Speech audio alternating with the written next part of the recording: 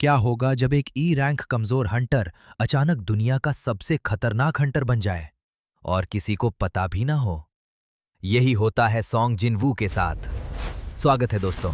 आज हम देखेंगे सोलो लेवलिंग सीजन 2 का episode 1, arise from the shadow. जिनवू अपनी बहन जिना के स्कूल में जाता है। वहां पता चलता है कि जिना की सहेली हान सोंगी ने हंटर का काम शुरू कर दिया है। जिनवू उसे समझाना चाहता है कि ये काम कितना खतरनाक है। जिनवू सोंगी को एक सी रैंक डंजन रेड पर ले जाता है। किम चुल नाम का ए रैंक हंटर नेता होता है। डंजन अचानक बंद हो जाता है और सभी एक बर्फीले मैदान में फंस जाते हैं। रेड गेट सक्रिय हो जाता है। डोंगसू, जो थॉमस ऑन्द्रे का करीबी है, जापान से वापस आता है। वो जिनवू से बदला लेना चाहता है अपने भाई जोंगिन की मौत के लिए। बरूका, आइस एल्फ का राजा, जिनवू के पास आता है। वो कहता है कि जिनवू इंसान नहीं लगता। किमचुल अपनी टीम की मौत के लिए जिनवू को दोषी ठहराता है और हमला करता है, जो गलती से बरूका को उनकी तरफ ले आता है। जिनवू अपनी शैडो आर्मी को बरूका की सेना को रोकने के लिए भेजता है। सभी हंटर्स हैरान रह जाते हैं। ये ई रैंक हंटर ये सब कैसे कर रहा है? जिनवू किमचुल को मार देता है और उसे अपने शैडो सोल्जर आयरन के रूप में दोबारा जीवित करता है। फिर आयरन ही बारूका को खत्म करता है। डंजन साफ होने के बाद बैक यूनहो जिनवू से पूछता है, इतना शक्तिशाली होते हुए भी पहले क्यों नहीं आया? यूनहो को पीछे हटना पड़ता है। सोंगी वापस स्कूल जाने का फैसला करती है। बाहर डोंगसू को एहसास होता है जिनवू जिंदा है और वो अनुमान से कहीं ज्यादा शक्तिशाली है। जिनवू के पिता संग इल्वान 10 साल बाद एक गेट से बाहर निकलने वाले हैं। अमेरिका में कुछ बहुत बड़ा होने वाला है। अमेरिका में एक गेट अचानक खुलता है और सोंग इल्वान, जिनवू के पिता, अंदर से निकलते हैं। वे 10 साल बाद वापस आए हैं, लेकिन वे पहले से अलग लगते हैं, बहुत ज्यादा शक्तिशाली। दोंगसू इल्वान से मिलता है और उन्हें उकसाता है, कहता है कि वो जिनवू को मारने आया है। इल्वान दोंगसू को अस्पताल भेज देते हैं और वहां से निकल जाते हैं। ये दृश्य बहुत रोमांचक है। इस बीच जिनवू 19 डंजन साफ करके और शक्तिशाली होकर वापस एस रैंक डीमंस कैसल में जाता है। उसे अपनी मां के लिए होली वाटर ऑफ लाइफ बनानी है और इसके लिए 3 दुर्लभ वस्तुएं चाहिए। यू जिनहो, जिनवू का सबसे अच्छा दोस्त, अपने पिता से गिल्ड का प्रमाण पत्र लेकर खुद का गिल्ड शुरू करता है। शर्त है कि वो जिनवू को गिल्ड में शामिल कराए। जिनवू डीमंस कैसल में 2 वस्तुएं इकट्ठा कर लेता है। बस एक कदम और फिर मां ठीक हो सकती हैं। इल्वान की चेतावनी क्या थी? और वे 10 साल उस गेट के अंदर कैसे जिंदा रहे? कुछ बहुत बड़ा आने वाला है। जिनवू तय करता है कि अब उसे आधिकारिक रैंक रीअसेसमेंट करवाना होगा। उसे ऊंचे स्तर के डंजन्स तक पहुंचने के लिए एस रैंक डंजन्स के बॉस से लड़ना है।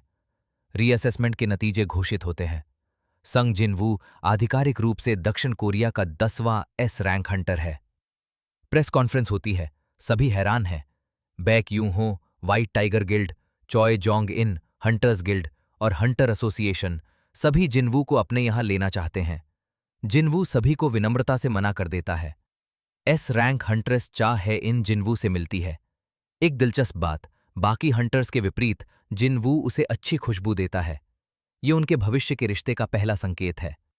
जिनवू अपना दुर्लभ आइटम बेचने की योजना बनाता है, उपकरण खरीदने के लिए, लेकिन वो आइटम इतना शक्तिशाली है कि एक ई रैंक हंटर के पास होना संदिग्ध लगेगा। जिनवू एक ए रैंक डंजियन में भेस बदलकर एक साधारण पोर्टर के रूप में जाता है। जिनवू हंटर्स गिल्ड की एक माइनिंग टीम के साथ एक साधारण पोर्टर के रूप में जाता है। वो भारी सामान उठाता है और सामान्य दिखने की कोशिश करता है, जो जाहिर तौर पर असफल होती है। चाहेइन इसी डंजन रेड में प्रकट होती है। वो जिनवू को देखते ही दूर जाने को कहती है, कृपया चले जाइए। जिनवू को समझ नहीं आता।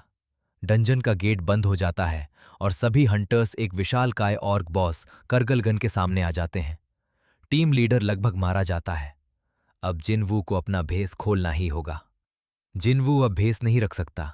वो आगे बढ़ता है और करगलगन को अकेले हरा देता है। फिर उसे टस्क के रूप में दोबारा जीवित करता है, एक शक्तिशाली शैडो ऑर्क। अभिनेता ली मिनसेंग अपनी हंटर शक्ति की घोषणा करने वाला था, लेकिन जिनवू की एस रैंक घोषणा ने पूरे मीडिया का ध्यान खींच लिया। बैक यूनहो और चोई जोंगिन दोनों व्यक्तिगत रूप से जिनवू से मिलने आते हैं। दोनों अपने अपने गिल्ड के फायदे बताते हैं। जिनवू विनम्रता से दोनों को मना कर देता है। जिनवू अपना दुर्लभ आइटम बेचता है और सबसे अच्छे उपकरण खरीदता है डीमंस कैसल के बॉस बरन से लड़ने के लिए। शैडो आर्मी को डंजन के जीवों से लड़ने के लिए भेजता है। एस रैंक डंजन में जिनवू को इग्रिस जैसे 4 शक्तिशाली नाइट से लड़ना पड़ता है। जबरदस्त बहुलड़ाई का दृश्य। इस बीच एक उड़ने वाली चींटी ने पूरे एक कोरियाई शहर को तबाह कर दिया। जी हुआन के पिता जादुई प्रदर्शन से बीमार पड़ जाते हैं। जेजू आइलैंड का चींटी संकट शुरू हो रहा है। डीमंस कैसल के अंतिम मंजिल तक पहुंचने के लिए जिनवू डीमन नोबल ईजल से दोस्ती करता है। वो उसे पूरे कैसल में रास्ता दिखाती है। ये अप्रत्याशित साझेदारी बहुत दिलचस्प है। अंतिम मंजिल पर बरन प्रकट होता है। एक विशालकाय डीमन किंग एक विशाल सफेद अजगर पर सवार। ये दृश्य अविश्वसनीय है। जिनवू के हाथ में बस उसके 2 खंजर हैं। जिनवू बनाम बरन सीजन 2 की सबसे जबरदस्त लड़ाई। अजगर की सांस, डीमन का जादू, शैडो सोल्जर्स। जिनवू मुश्किल से बच रहा है लेकिन लड़ता जा रहा है। जिनवू अंततः बरन को हरा देता है और सफेद अजगर को कैसल के रूप में दोबारा जीवित करता है। अपनी सबसे शक्तिशाली शैडो माउंट। नई क्षमता अनलॉक। शैडो सोल्जर्स के साथ जगह बदलना। इतनी लड़ाई, इतना संघर्ष, इतनी शक्ति। लेकिन अंत में संग जिनू ये सब सिर्फ अपनी मां के लिए कर रहा था। जिनवू अपनी मां को होली वाटर ऑफ लाइफ देता है। ये पूरे सीजन में उसका शय था। अस्पताल का कमरा, परिवार, भावनाएं। मां ठीक होती हैं और घर वापस आती हैं। जिन आ और जिनवू के साथ भावुक पारिवारिक मिलन होता है। शुद्ध भावनात्मक राहत। बेक यूहो वापस आता है जिनवू को जेजू आइलैंड अभियान के लिए मनाने। जिनवू मना कर देता है, उसने अभी अपनी मां को वापस पाया है। जिनवू आधिकारिक रूप से जेजू अभियान को मना करता है लेकिन गुप्त रूप से अपने शैडो सोल्जर्स को हंटर्स की परछाई में छुपा देता है। वो वहां जाएगा चाहे वे जाने या न जाने। जेजू आइलैंड अभियान आधिकारिक रूप से योजनाबद्ध हो गया। सभी एस रैंक हंटर्स की सभा शुरू होती है। जापानी एस रैंक हंटर्स संयुक्त प्रशिक्षण के लिए कोरिया आते हैं। गिल्ड मास्टर गोटो रियूजी, धमकी देने वाला, घमंडी, शक्तिशाली।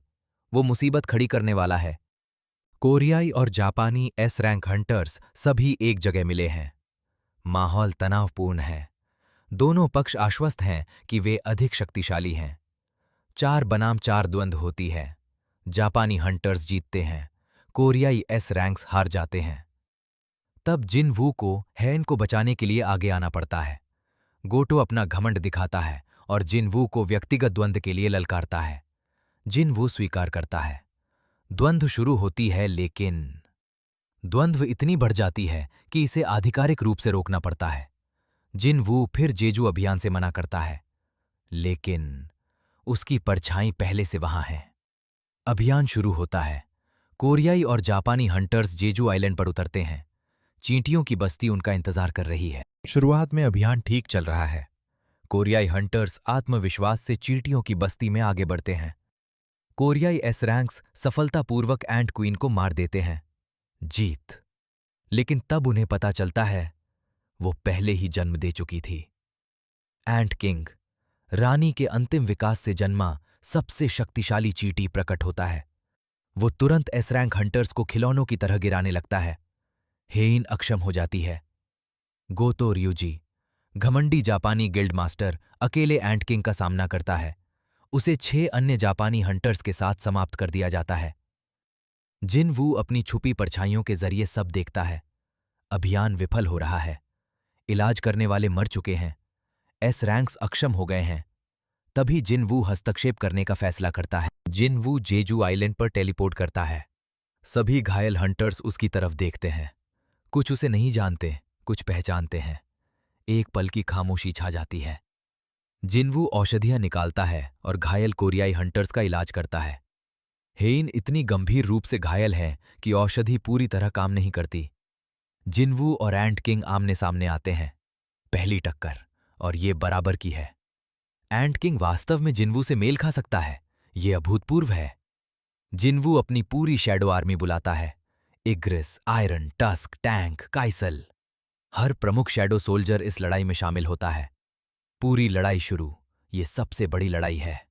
एंट किंग शैडो मोनार्क। लड़ाई के बीच में एंट किंग अचानक विकसित होने लगता है। वो वास्तविक समय में और शक्तिशाली होता जाता है। जो जिन वू वार करता है, एंट किंग उसे अवशोषित करके और मजबूत बनता है। जिन वू को एहसास होता है कच्ची शक्ति काफी नहीं है। वो अपनी विशेष क्षमता का उपयोग करता है, शैडो सोल्जर के साथ जगह बदलना, और एंट किंग के अंध स्थान से वार करता है। महाकाव्य अंतिम टक्कर। जिन वू का सबसे शक्तिशाली वार लगता है। एंट किंग गिरता है, लेकिन मरते वक्त कुछ अप्रत्याशित होता है। वो चुपचाप जिन वू को योग्य मानता है। जेजू आइलैंड साफ हो गया। कोरियाई और जापानी हंटर टीम्स जिन वू को पूरी तरह अचंभे से देख रही हैं। दुनिया भर में खबर फैल जाती है, ये हंटर कौन था? जेजू आइलैंड अभियान सफल, लेकिन कीमत बड़ी थी और दुनिया ने कुछ नया देखा। संग इल ह्वान, जिन वू के पिता, अब कोरिया में हैं। वे दूर से देख रहे हैं। उनकी मुलाकात बहुत जल्द होने वाली है। खबर दुनिया भर में फैल जाती है। एक अज्ञात हंटर ने अकेले जेजू आइलैंड को बचाया। सरकारें, गिल्ड्स, संस्थाएं सभी जांच कर रहे हैं। ये व्यक्ति कौन है? हेइन ठीक होती है और महसूस करती है जिनवू ने व्यक्तिगत रूप से उसका इलाज किया। उसके मन में जिनवू के लिए भावनाएं स्पष्ट रूप से विकसित हो रही हैं। वो दृश्य, संग इल्वान और संग जिनवू आखिरकार आमने सामने मिलते हैं। इल्वान अपने बेटे का अध्ययन करते हैं और महसूस करते हैं कि जिनवू कितना शक्तिशाली हो गया है। मिश्रित भावनाएं, गर्व, चिंता, तात्कालिकता। इल्वान बताते हैं कि उन्होंने उस गेट के अंदर 10 साल में क्या देखा। कुछ आ रहा है, कुछ जो सभी मौजूदा खतरों को छोटा बना देता है। एक वैश्विक स्तर की तबाही। सीजन 3 आ रहा है और इल्वान ने जो बताया उसके आधार पर असली युद्ध अभी शुरू भी नहीं हुआ। अगर आपको ये वीडियो पसंद आई हो तो लाइक जरूर करें। अपने थॉट्स और फेवरेट मोमेंट कमेंट में बताएं, मैं सब पढ़ता हूं। और ऐसी ही एपिक एनिमे एक्सप्लेन्ड वीडियोस के लिए चैनल को सब्सक्राइब करना बिल्कुल मत भूलना, क्योंकि यहां हर कहानी सिर्फ सुनाई नहीं जाती, जी जाती है। मिलते हैं अगली वीडियो में। Until then, stay shadowed.